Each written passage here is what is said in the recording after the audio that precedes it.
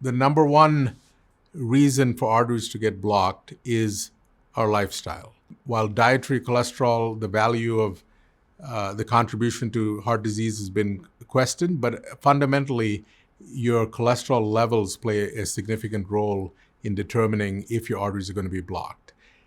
Things like smoking, physical inactivity, they all promote blockages in arteries. And there are some medical conditions like diabetes that also sort of add fuel to the fire.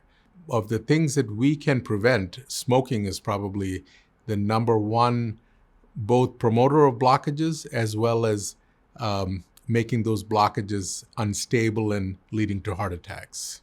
With smoking, the specific mechanisms are that it promotes inflammation.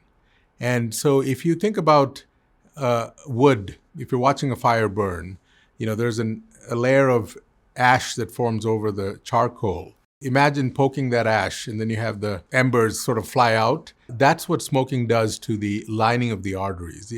It creates instability. So these arteries that have been affected by our diet and lack of physical activity and obesity, obviously as a result of those things, they get clogged, and then smoking kind of stirs it all up and can attract particles in the blood called platelets to come and clog them up and cause heart attacks.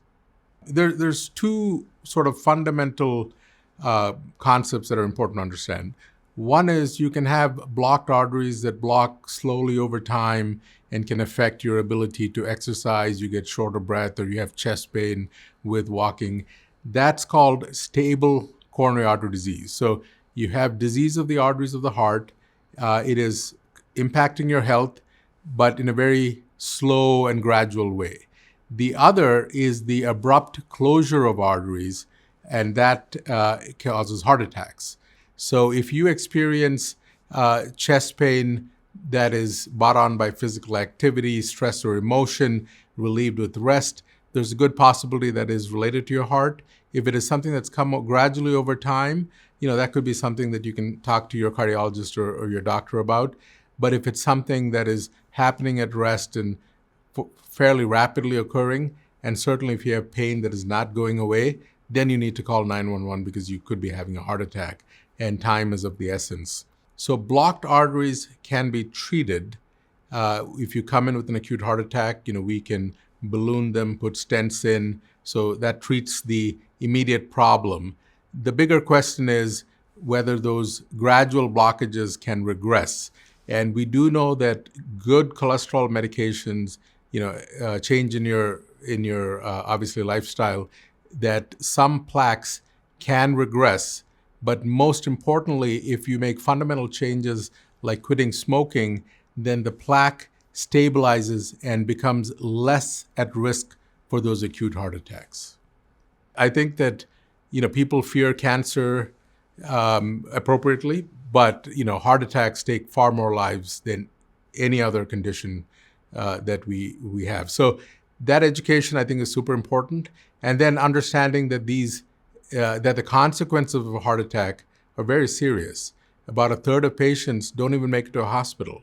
So the moment you have the signs that we talked about, particularly chest discomfort, unexplained shortness of breath, sometimes a heavy sensation in your chest, unexplained sweating, it's extremely important that you seek attention immediately.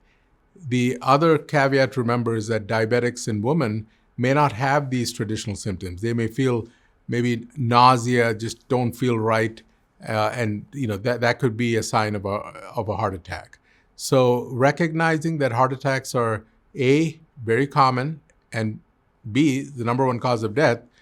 If you have symptoms that can't be explained similar to this, then definitely err on the side of seeking immediate attention. You don't want to miss the opportunity to get the care you need.